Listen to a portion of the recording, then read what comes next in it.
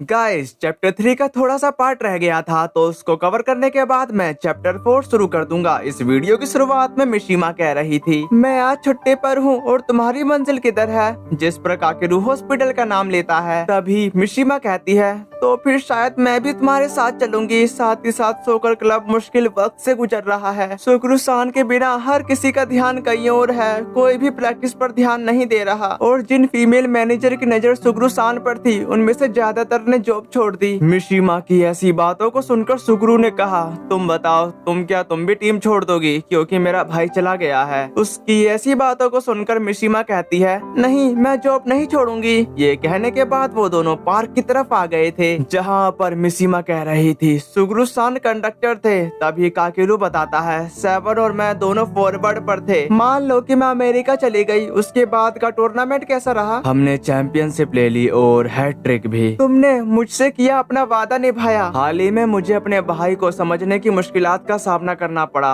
वह थक गया होगा ऐसे बेकार भाई के साथ। मुझे लगता है कि वो मुझे माफ नहीं कर सकता क्योंकि मैंने उसे रोक रखा था। उसकी ऐसी बातों को सुनकर मिशिमा भड़कते हुए कहती है, यह सच नहीं है। सुगरू-सान निश्चित रूप से ऐसा नहीं है। हे काकेरू, तुम सचमुच ऐसा नहीं सोच सकते। उनकी इस लड़ाई के बीच एक बच्चे की बॉल उनकी तरफ आ गई थी, इसलिए वो अपनी बॉल उनसे पास करने को कहता है। दूसरी तरफ काकेरू का दिल उस बॉल को देखकर जोर जोर से धड़क रहा था, यहाँ तक कि वहाँ पर कुछ खतरनाक हुआ क्योंकि उस लड़की का डॉग अपना पट्टा छुड़ाते हुए रोड की तरफ भागने लगा। साथ ही साथ एक कार काफी तेजी से उनकी तरफ ही आ रही थी। उसी वक्त काकेरू का रवैया एकदम से बदल गया। वो उस बॉल को लेकर कार की तरफ थ्रो कर देता है, जिसकी वजह से सोकर बॉल सीधे उन बच्चों के सामने से निकलते हुए कार को लग जाती है। उस हीट के कारण कार का बैलेंस बिगड़ने लगा, जो देखकर कार का ड्राइवर तुरंत ब्रेक लगाता है, लेकिन वो कार फिर भी उन दोनों की तरफ ही आ रही थी। जो देखकर वो लड़की डर जाती है, लेकिन कार उसके करीब आकर रुक गई। साथ ही साथ बच्ची बच जाती है, पर वहाँ के इस मंजर को देखकर वहाँ के सारे लोग हैरान थे। दूसरी तरफ मिशिमा काकेरू को देखकर सुगरू-सान का नाम पुकारती है, क्योंकि उसने जिस तरह बॉल को किक किया वो बिल्कुल सुगरू-सान का स्टाइल था। साथ ही साथ काकेरू एकदम सुगरू-सान की तरह दिख रहा था। और इसी के साथ चैप्टर 3 एंड हुआ। चैप्टर 4 की शुरुआत में काकेरू कह रहा था, मेरा नाम काकेरू वाइजावा है और मेरे भाई सुगरू वाइजावा की डेथ हो गई और हार्ट ट्रांसप्लांट के लिए थैंक्स, मेरी जान बच गई। लेकिन मैंने सोकर क्लब छोड़ दिया और मुझे हॉस्पिटल से डिस्चार्ज भी मिल चुका है। फिर एक दिन मेरे आसपास चीजें अजीब सी होने लगी। तो इस पार्ट की शुरुआत बिल्कुल उसी सीन से शुरू होती है जहाँ पर पार्ट 3 का एंड हुआ था। तभी उस कार का ड्राइवर बाहर आते हुए कहता है, तुम क्या सोचते हो कि तुम क्या कर रहे थे, और ये काफी खतरनाक था। उसको यूं भड़कता देखकर मिशिमा तुरंत उसके पास आकर माफी मांगने लगती है। साथ ही साथ वो उस पर्सन से कहती है, क्या तुम इंजर्ड हो गए और क्या तुम्हारी कार ठीक है? लड़की की ऐसी बातों को सुनकर वो इंसान पिघलने के साथ कहता है, मैं ठीक हूँ, बस अब यहाँ बॉल मत खेलना। उसकी इस बात पर मिशिमा एग्री थी और वो उसके लिए माफी भी मांग रही थी, जिसके बाद वो पर्सन अपनी कार लेकर चला जाता है। उसके जाने के बाद मिशिमा बच्ची से पूछती है, हे क्या तुम ठीक हो? उसकी इस बात पर बच्ची हामी भरती है, पर मिशिमा काकेरू की तरफ देखते हुए अपने मन में कही, बच्चों के बीच से एक छोटे से गैप से लेफ्ट की ओर एक किक मारी गई, बिल्कुल सुगरू-सान की तरह। दूसरी तरफ हमारा हीरो अलग ही दुनिया में खोया हुआ था। तभी वो बच्ची उसके पास आकर काकेरू का शुक्रिया कर रही थी। बच्चे की आवाज को सुनकर काकेरू होश में आया, पर उसको समझ में नहीं आ रहा था कि मैंने इसको कब बचाया। इसके बाद यहाँ सीन शिफ्ट होकर हॉस्पिटल की तरफ आ गया था, जहाँ पर मिशिमा काकेरू के फाइनल रिजल्ट का इंतजार कर रही थी। तभी काकेरू एक कमरे से बाहर निकलते हुए विक्ट्री का साइन बनाता है। इसका मतलब काकेरू अब पूरी तरह से ठीक हो गया है। उसकी ये बात को सुनकर मिशिमा खुश हो जाती है। तभी नर्स आते के साथ बताती, काकेरू को उनका हार्ट ट्रांसप्लांट काफी अच्छे तरीके से उसके शरीर के अनुसार ढल गया है। यह चमत्कार भी कहा जा सकता है। हालांकि कुछ मामलों में सर्दी भी रिजेक्शन का कारण बन सकती है, इसलिए अपना ख्याल रखना। लेकिन मिशिमा का चेहरा उतरा हुआ था, जो देखकर नर्स उससे पूछती है, अरे तुम्हारे इतने अच्छे चेहरे पर उदासी क्यों? क्या तुम ठीक से सो रही हो? मिशिमा, क्या तुम्हारे पास एक पल है? लेकिन मिशिमा को कुछ भी समझ में नहीं आ रहा था। तभी नर्स उसको बताती है, मैं तुमसे कुछ देर बात करना चाहती हूँ। नेक्स्ट सीन में नर्स एक बुक मिशिमा की तरफ करते हुए कहती है, यह एक दिलचस्प किताब है। हर ट्रांसप्लांट जिसको होता है वो डेमोन्स्ट्रेट बिहेवियर करने लगता है। इसे डोनर की मेमोरीज का ट्रांसप्लांट भी कहा जा सकता है। यह उन घटनाओं का कलेक्शन है। सीधे अल्फाजों में उन फूड को पसंद करना या शुरू करना जिन्हें पहले पसंद नहीं करते थे, या फिर किसी पर्सन को तैरना नहीं आता और वो अचानक तैरने लगे। यहाँ तक कि डोनर के सपने देखना। यह साइंटिफिकली रूप से सिद्ध नहीं हुआ है, लेकिन यह जरूरी रहा है। रिपोर्ट किए गए मामलों की संख्या हाल ही में काकेरू को ऑब्जर्व करने के बाद क्या तुमने ऐसा कुछ नोटिस किया है? मैं सीधे तौर पर पूछूंगी, क्या तुमने सुगुरु-सान के बचपन के दोस्त के रूप में तुमने काकेरू में कुछ बदलावों पर ध्यान दिया है जिसे ज्यादातर लोग देख पाने में नाकाम हो जाते हैं? सुगुरु-सान की पसंदीदा चीजें, हाव भाव और बोलने का तरीका, इसमें से कोई भी चीज जो तुमने काकेरू में देखी? जिस बात का जवाब देते हुए मिशिमा बताती है, तुम मुझसे इस बारे में क्यों पूछ रही हो? ये बात को सुनकर नर्स का कहना है, क्योंकि तुमको हर ट्रांसप्लांट के बारे में पता चला है। फिर हम उस दिन का सीन देखते हैं जहाँ पर काकेरू के डैड नर्स से कह रहे थे, काकेरू हार्ट की वजह से जिंदा है क्योंकि उसके फेवरेट भाई का दिल उसके अंदर लगाया गया है। उनकी ऐसी बातों को सुनकर मिशिमा अपने मन में कहती है, सुगुरु-सान का दिल काकेरू के अंदर ट्रांसप्लांट किया गया है। नर्स को वहाँ पर किसी के होने का सेंस हो गया था। ये सब याद करने के बाद मिशिमा नर्स से माफी मांगने के साथ कहती है, मेरा इरादा चुपके से सुनना नहीं था। जो सुनने के बाद नर्स मिशिमा को बताती है, तो आखिरकार तुमने सुन लिया, यह ठीक है, इसे भूल जाओ। हम भी लापरवाह थे। मेरी तुमसे एक विनती है, अगर तुमको काकेरू के अंदर कुछ भी अलग नजर आए तो मैं चाहती हूँ कि तुम मुझे बताओ। यह कुछ ऐसा है जो केवल तुम ही कर सकती हो, जो हमेशा उसके साथ है। क्या तुम इसे ध्यान से कर सकती हो? इसके बाद हम रोड का सीन देखते हैं जहाँ पर मिशिमा का मुंह लटका हुआ था। ये देखकर काकेरू पूछा, तुम्हें कुछ हुआ है क्या? जिस पर वो मना कर देती है। इसके बाद यहाँ सीन शिफ्ट होकर सुगुरु की ग्रेव की तरफ आ गया था, जहाँ पर वो दोनों अपना हाथ जोड़कर खड़े थे। तभी वहाँ पर एक पर्सन आता है जिसके हाथ में फूलों का गुलदस्ता था, और उस बंदे को देखकर काकेरू हड़बड़ाते हुए कहता है, ओ सिल्फा, ब्राजील के अंडर 15 का प्लेयर लियोनार्डो सिल्फा। यह वही है, लेकिन वह यहाँ पर क्या कर रहा है? मुझे उससे यह कहना चाहिए, क्या मुझे तुम्हारा ऑटोग्राफ मिल सकता है? काकेरू की ऐसी हरकतों को देखकर मिशिमा काकेरू को उससे दूर करने के साथ कहती है, चलो काकेरू, अजीब हरकत करना बंद करो। काकेरू नाम सुनकर सिल्फा कहा, काकेरू का भाई, जिस पर काकेरू एग्री था। ये बात को सुनकर सिल्फा अपना हाथ बढ़ाते हुए बोलता है, तुमसे मिलकर अच्छा लगा। साथ ही साथ काकेरू भी उससे हाथ मिला लेता है, जिसके बाद सिल्फा वो गुलदस्ता सुगुरु की ग्रेव पर रखने के साथ कहता है, सुगुरु मेरा राइवल और मेरा दोस्त था। ये कहने के बाद सिल्फा प्रे करने लगता है, पर काकेरू का दिल सिल्फा को देखकर जोर जोर से धड़क रहा था। और गाइज, मैंने इसका नाम सिल्फा सिल्फा कर दिया, पर इसका नाम है सिल्वा। तभी सिल्वा कहता है, वैसे सुगुरु ने मुझे बताया था, उसने कहा कि एरिया में आइडल नाइट जापान में है। उसने यह तुम्हें कहा था काकेरू। ये बात को सुनकर काकेरू काफी ज्यादा हैरान हो जाता है, पर वो खुद को संभालते हुए बताता है, तुमको गलतफहमी हुई है, यकीन मानिए आप गलत है। ऐसी बातों को सुनकर सिल्फा हैरान था, पर वो एक्सप्रेस नहीं करता। साथ ही साथ वो काकेरू से कहता है, अच्छा ऐसा है तो चलो फिर मिलते हैं। काकेरू को ये कहने के बाद वो बाहर की तरफ आ जाता है, जहाँ पर एक बंदा उसका इंतजार कर रहा था। साथ ही साथ वो सिल्फा से कहा, सुगुरु आइजावा, हमने एक अमेजिंग प्लेयर खो दिया। नेक्स्ट सीन में वो कार चलाते हुए कहता है, जापान का सोकर अब तुम्हारे लिए कोई अट्रैक्शन नहीं रखा। मैंने पहले भी तुमसे कहा है, लेकिन तुमको यूरोपीय टॉप क्लब में शामिल होना चाहिए। उसकी इस बात का जवाब देते हुए सिल्वा बताता है, रॉबर्टो, सुगुरु की ग्रेव के पास मेरी एक मुलाकात दिलचस्प पर्सन से हुई। वो सुगुरु का नाइट था। ये बात को सुनकर रॉबर्टो काफी ज्यादा हैरान हो जाता है। उसके इस चेहरे को देखकर सिल्वा बोला, पर वो नाइट अभी तक नहीं जागा। फिर यहाँ सीन शिफ्ट होकर काकेरू की तरफ आ गया था, जो एक कॉमिक पढ़ रहा था। तभी उसके फोन पर किसी का कॉल आता है। फिर वो कहा, हेलो, जिस पर वो पर्सन बताता है, अरे ये मैं हूँ, वैसे तुम क्या कर रहे हो? जिस पर काकेरू बताता है, मैं ज्यादा कुछ तो नहीं कर रहा, पर तुम कैसे हो? उसकी इस बात पर कोटा बताता है, यह रियल में कोई जरूरी बात नहीं है, लेकिन अगले संडे को कुछ लड़कियों को लेने जाना चाहोगे? जो सुनकर काकेरू कहता, क्या मैं ऐसा काम नहीं कर सकता? काकेरू का ये कहना ही था। तभी कोटा बताता है, चलो मैं तुम्हें दिखाता हूँ कि ये कैसे करना है, बस इसे मेरे पे छोड़ दो। हेयर स्टाइलिंग से लेकर पीक लाइन तक। ये बात को सुनकर काकेरू कहता है कि क्या मुझे अपने बालों को स्टाइल करना है।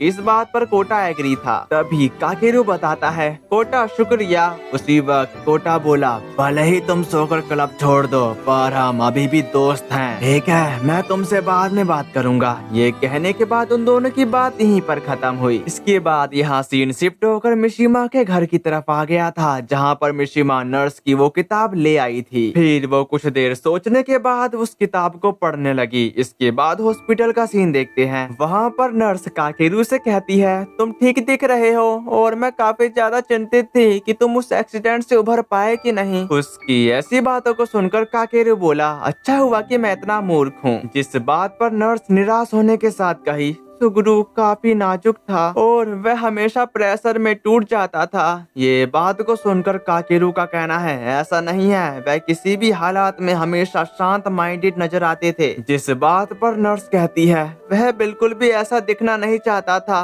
वह सिर्फ 15 साल का लड़का था, लेकिन वह दुनिया की नजरों से खेल रहा था। उनकी ऐसी बातों को सुनकर काकेरू को वो पल याद आता है जहाँ पर काकेरू ने अपने भाई से कहा था, ऐसा कोई तरीका नहीं है जिससे कुछ हो सके और मैं ग्रेट सुगरू आइजावा को परेशान कर रहा हूँ। काकेरू की ऐसी बातों को सुनकर सुगरू उसका कूलर पकड़ने के साथ भड़कते हुए कहता है, तुम मेरे बारे में जानते ही क्या हो। काकेरू को शांत देखकर नर्स कही, एक्सीडेंट के कुछ समय पहले ऐसा लग रहा था कि जैसे वह बुरे सपने देख रहा है। क्या उसने तुमसे कुछ उस बारे में बताया था? ये बात को सुनकर काकेरू मना कर देता है, लेकिन वो एकदम से कहा, हाँ याद आया, उसने अच्छे सपनों के बारे में बताया था। एक्सीडेंट वाले दिन उसने मुझे बताया कि उस सुबह उसने सबसे अच्छा सपना देखा था। जिसके जवाब पर नर्स पूछती है, क्या उसने तुम्हें बताया कि वह कैसा सपना था? जिस पर एग्री करने के साथ काकेरू उनको बताता है, वह वर्ल्ड कप का फाइनल था। एक्स्ट्रा टाइम में स्कोर 0-0 था और मेरा भाई फ्रंट लाइन की ओर चला गया और वह फॉरवर्ड जिसने उस पास को हासिल कर गोल कर दिया। फिर उसने मुझसे पूछा कि वह कौन था जिसने मेरे पास को हासिल किया। ये कहने के बाद वो रुक जाता है, जो देखकर नर्स पूछती है, और तुमने क्या जवाब दिया? उनके इस बात का जवाब देते हुए काकेरू बताता है, मुझे माफ करना, उसी समय एक्सीडेंट हो गया। ये सब नोट करने के बाद नर्स बोली, अच्छा तो ऐसा है, मुझे माफ कर देना। वैसे क्या तुमने कुछ अजीब सपना देखा है? जिस पर काकेरू मना कर देता है। जिस बात का जवाब देते हुए नर्स बताती है, यह ठीक है, तुम्हारा हार्ट रेट भी स्टेबलाइज्ड हो गया है। वैसे क्या तुम्हारा वजन भी बढ़ा है? तुमको यह मेक श्योर करना होगा कि तुम एक्सरसाइज करते रहो। पर काकेरू उनको बताता है, लेकिन मुझे पता नहीं कि क्या करना है। जिसका जवाब देते हुए नर्स बताती है,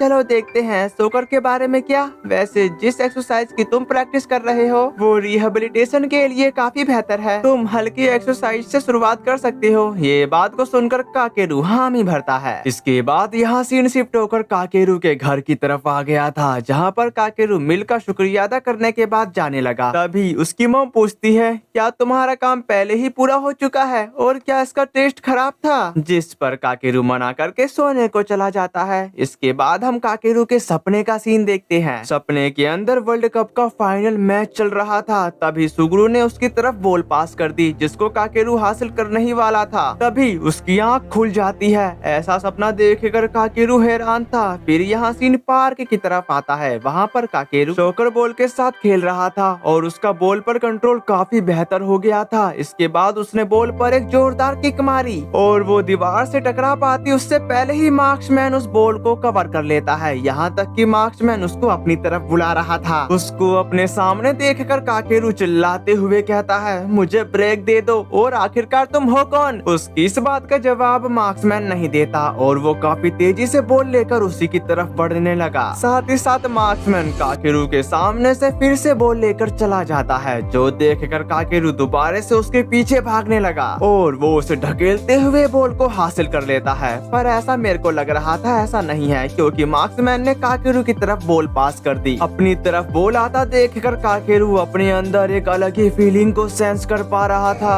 और वो इसी फीलिंग के साथ बॉल बॉल को किक कर देता है। वो बॉल इतनी तेजी से गई कि मार्क्समैन की चीखें निकल जाती हैं और वो चीख किसी लड़की की थी। उस चीख को सुनकर काकेरू समझ गया था कि यह एक लड़की है। फिर वो उसके पास जाकर कहता है, माफ करना, मैं बहक गया था। जिसके बाद उसने अपना मास्क उतार दिया और उस सीन को देखकर काकेरू को यकीन नहीं हो रहा था कि यह वो ही है और ये 7 है। इसी के साथ 7 काकेरू से माफी मांगते हुए कहती है, काकेरू मुझे माफ कर दो। इससे भी जरूरी बात यह है कि क्या तुमने इस पर ध्यान दिया? अभी अभी तुमने लेफ्ट पैर से शॉट मारा, यह अमेजिंग शॉट था, ठीक वैसा। फिर वो अपने मन में कही, यह बिल्कुल वैसा ही शॉट था। नेक्स्ट सीन में मिशिमा काकेरू को बताती है, यह तुम्हारे लिए एक एहसान था। अंडर 15 टीम में एक बार मैं मैक्सिको गई थी, मैं भी उसको चीयर करने गई। जिसके बाद वो सुगरू का नाम पुकारती है। सुगरू उसकी आवाज को सुनकर रुक जाता है। अगले सीन में सुगरू मिशिमा से कह रहा था, अच्छा ऐसा है, जापान लौटना पुरानी यादों को ताजा करने वाला होगा। जिस पर मिशिमा बताती है, मैं सर्दियों में तुम्हारे स्कूल में ट्रांसफर होने की प्लानिंग बना रही हूँ। अरे क्या काकेरू अपना सबसे बेस्ट कर रहा है? क्या वह अगले साल एक यूथ रिप्रेजेंटेटिव टीम में शामिल हो जाएगा? मिशिमा की ऐसी बातों को सुनकर सुगरू बताता है, वह अभी मैनेजर है। ये बात को सुनकर मिशिमा हैरान हो गई थी।